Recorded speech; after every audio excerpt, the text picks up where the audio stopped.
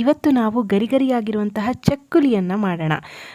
ಇನ್ಸ್ಟೆಂಟಾಗಿ ಬೇಗ ಮಾಡುವಂಥ ರೆಸಿಪಿ. ಉದ್ದಿನ ಬೇಳೆನೂ ಬೇಡ, ಬೆಣ್ಣೆನೂ ಬೇಡ, ತುಪ್ಪನೂ ಬೇಡ, ಎಣ್ಣೆನೂ ಬೇಡ. ರುಚಿಯಾಗಿರುವಂತಹ ಗರಿಗರಿಯಾಗಿರುವಂತಹ ಬಾಯಲ್ಲಿಟ್ಟರೆ ಕರಗುವಂತಹ ಚಕ್ಕುಲಿ. ಅಪರೂಪವಾದಂತಹ ರೆಸಿಪಿ ಅವರೆಕಾಳಿನ ಚಕ್ಕುಲಿ. ಹಾಯ್ ಫ್ರೆಂಡ್ಸ್, ಎಲ್ಲರಿಗೂ ನಮಸ್ಕಾರ. ವೆಲ್ಕಮ್ ಟು ಸಂತೃಪ್ತಿ ಕಿಚನ್. ಅವರೆಕಾಳಿನ ಸೀಸನ್ನಲ್ಲಿ ಮಾಡಿ ನೋಡಲೇಬೇಕಾದಂತಹ ಈ ಅವರೆಕಾಳಿನ ಚಕ್ಕುಲಿಯನ್ನು ಮಾಡೋದು ಹೇಗೆ ಅಂತ ನೋಡೋಣ. ನಾನಿಲ್ಲಿ 1 ಕಪ್ಪಿನಷ್ಟು ಚಿಲುಕಿಸಿದ ಅಥವಾ ಹಿತಕಿದ ಅವರೆಕಾಳನ್ನ ತಗೊಂಡಿದ್ದೀನಿ.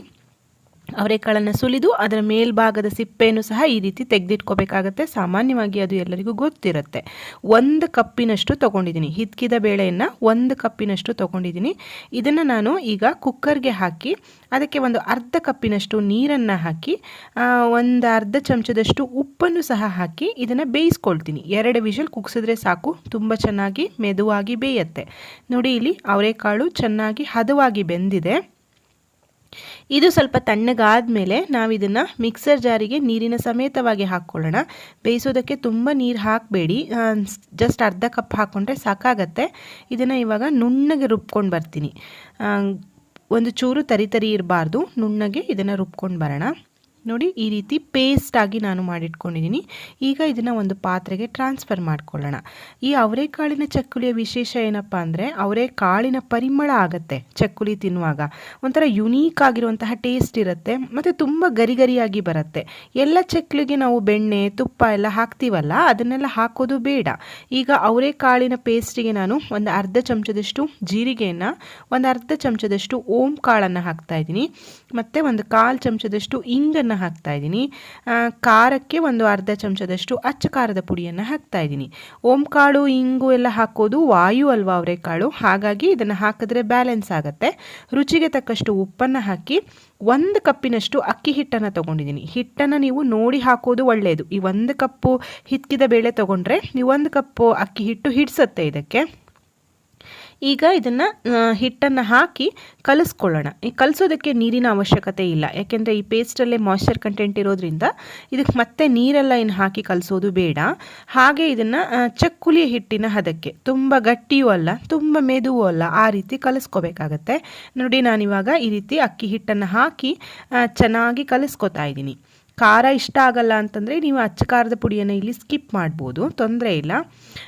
ಕಲಿಸಿದ ತಕ್ಷಣವೇ ಇದನ್ನು ಮಾಡ್ಬೋದು. ಇದನ್ನೇನು ನೆನೆಯೋದಕ್ಕೆ ಬಿಡಬೇಕು ಆ ಥರ ಏನೂ ಇಲ್ಲ. ನೋಡಿ, ಈ ಹದದಲ್ಲಿ ಇರಲಿ.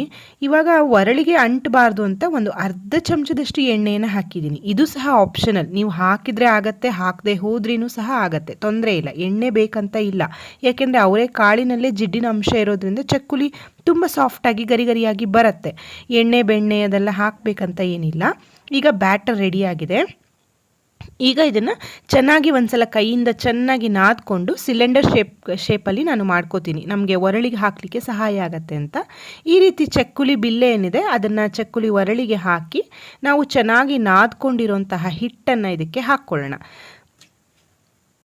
ಅವರೆಕಾಳಿಂದ ಸಾಮಾನ್ಯವಾಗಿ ಉಪ್ಪಿಟ್ಟು, ಪಲಾವು, ಸ್ನ್ಯಾಕ್ಸ್ ಅಂದರೆ ನೀವು ಇದನ್ನು ಅವರೆಕಾಳನ್ನು ಎಣ್ಣೆಯಲ್ಲಿ ಕರೆದು ಹುರುಗಾಳು ಅದನ್ನೆಲ್ಲ ಮಾಡ್ಬೋದು. ಚಕ್ಕುಲಿ ಸ್ವಲ್ಪ ಅಪರೂಪ, ಗೊತ್ತಿಲ್ಲದೆ ಇರೋರಿಗೆ ತುಂಬ ಅಪರೂಪ ಅನಿಸುತ್ತೆ. ಖಂಡಿತ ಟ್ರೈ ಮಾಡಿ ನೋಡಿ. ಈಗ ಒರಳಿಗೆ ಹಾಕಿ ಮಾಮೂಲಿ ನಾವೆಲ್ಲ ಚಕ್ಕುಲಿಗಳನ್ನು ಯಾವ ರೀತಿ ಒತ್ಕೋತೀವೋ ಅದೇ ರೀತಿ ಒತ್ತಿದ್ರೆ ಆಯಿತು.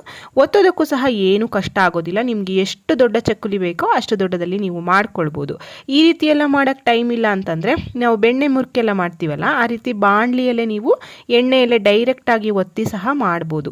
ಈ ಚಕ್ಕುಲಿ ಒಂದು 15ರಿಂದ 20 ದಿನಗಳ ಕಾಲ ಫ್ರೆಶ್ ಆಗಿ ತುಂಬ ಗರಿಗರಿಯಾಗಿ ಇರುತ್ತೆ.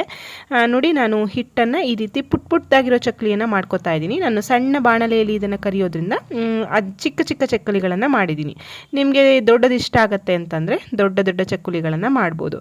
ಗೊತ್ತಿಲ್ಲದೆ ಇರೋರಿಗೆ ಚಕ್ಕುಲಿಯನ್ನು ಕೊಟ್ಟು ಇದನ್ನು ಯಾವುದರಿಂದ ಮಾಡಿದ್ದೀನಿ ಅಂತ ಖಂಡಿತ ನೀವು ಕೇಳಿ ನೋಡ್ಬೋದು. ತಿಂದ ಮೇಲೆ ಅವರೆಕಾಳಿನ ಪರಿಮಳ ಆಗುತ್ತೆ. ನೋಡಿ, ಇಲ್ಲಿ ಎಣ್ಣೆ ಚೆನ್ನಾಗಿ ಕಾಯಬೇಕು. ಎಣ್ಣೆ ಚೆನ್ನಾಗಿ ಕಾದಿದೆ, ನಾನು ಚೆಕ್ ಮಾಡ್ಕೋತಾ ಇದ್ದೀನಿ. ಎಣ್ಣೆ ಚೆನ್ನಾಗಿ ಕಾದ್ಮೇಲೆ ಮೀಡಿಯಮ್ ಫ್ಲೇಮ್ನಲ್ಲೇ ನೀವು ಇದನ್ನು ಕುಕ್ ಮಾಡಬೇಕಾಗತ್ತೆ. ಹೈ ಫ್ಲೇಮ್ನಲ್ಲಿ ಮಾಡಿಬಿಟ್ರೆ ಒಂದೇ ಸಲ ಕರ್ಟಿ ಹೋದಾಗೆ ಆಗುತ್ತೆ. ಹಾಗಾಗಿ ನೋಡಿ, 2 ಚಕ್ಕುಲಿಗಳನ್ನು ಹಾಕ್ಕೊಂಡು ನಾನು ಇದನ್ನು ಕರ್ಕೋತಾ ಇದ್ದೀನಿ. ಅವರೆಕಾಳಿನ ಸೀಸನ್ನಲ್ಲಿ ನಾವು ಸಾಮಾನ್ಯವಾಗಿ ಅವರೆಕಾಳಿಂದ ಸಾಂಬಾರು, ಪಲ್ಯ ಈ ಥರದ್ದೆಲ್ಲ ಮಾಡ್ತೀವಿ. ಚಕ್ಕುಲಿಯನ್ನು ಸಹ ನೀವು ಟ್ರೈ ಮಾಡಿ ನೋಡಿ. ಸೀಸನ್ನಲ್ಲಿ ಸಿಗುವಂತಹ ಅವರೆಕಾಳಿಂದ ಮಾಡಿದ್ರೆ ಅದು ತುಂಬಾ ಚೆನ್ನಾಗಿರುತ್ತೆ. ನೋಡಿ,